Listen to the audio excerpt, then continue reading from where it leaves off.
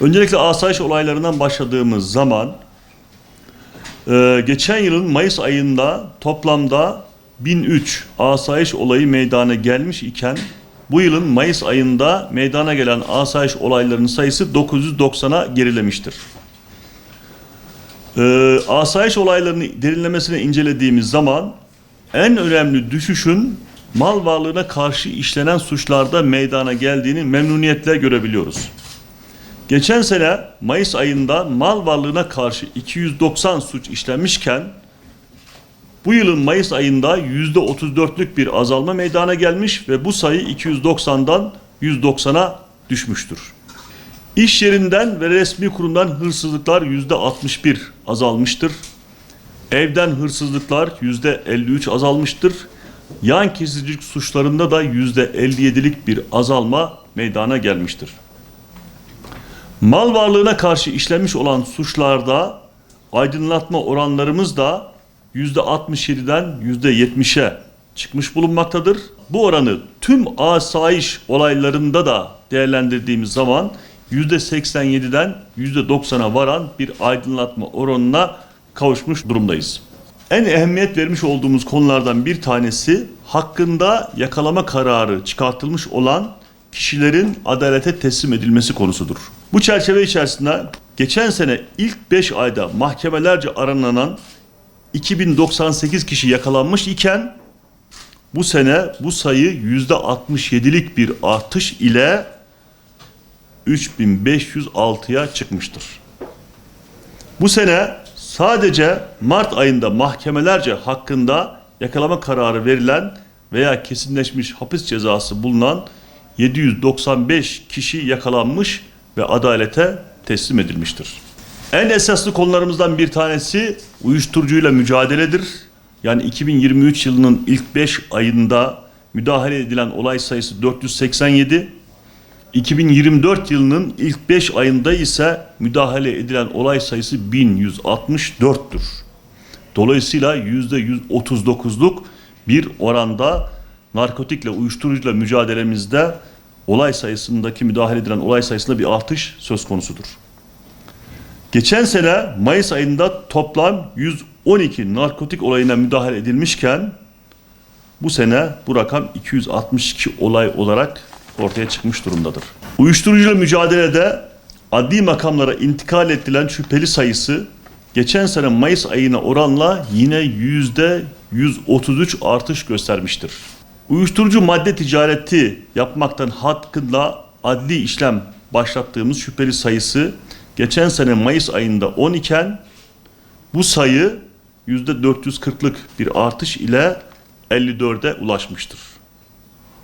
Bu kapsamda geçen sene Mayıs ayında uyuşturucu madde ticareti yapmaktan mahkemelerce tutuklanan kişi sayısı 7 iken geçmiş olduğumuz Mayıs ayında %471'lik bir artışla bu sayı 40'a yükselmiştir.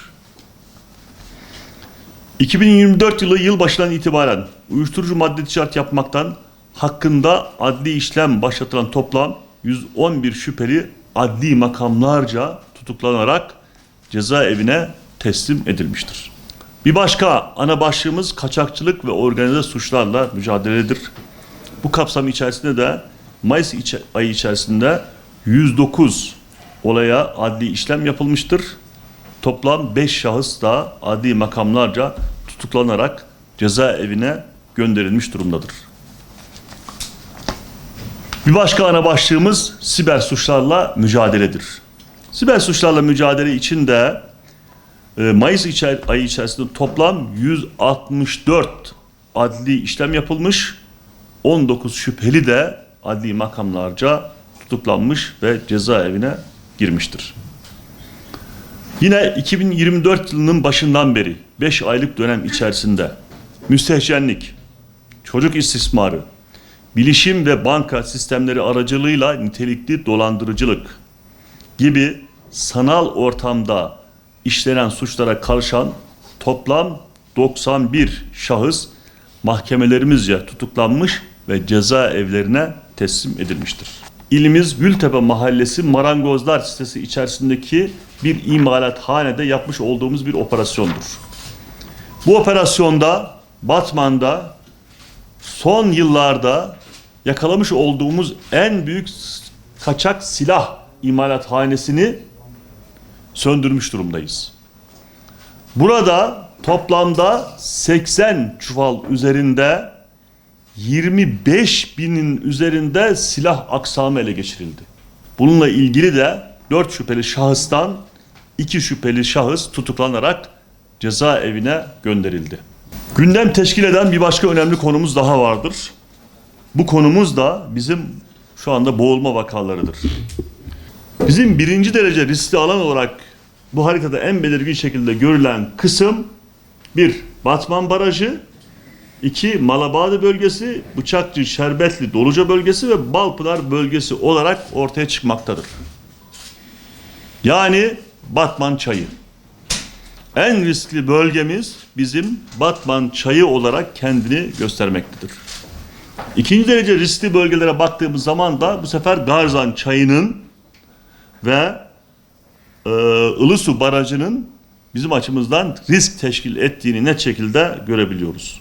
Yani Türkiye'de maalesef her yıl 100'ü aşkın insanımızı bu şekildeki boğulmalarda yaz dönemi içerisinde genellikle de serinleme amaçlı sulara girilmesi neticesinde kaybediyoruz. En ehemmiyet bulmuş olduğumuz konulardan bir tanesi çocuklarımızı uyaralım konusudur. Evlatlarımızı uyaralım.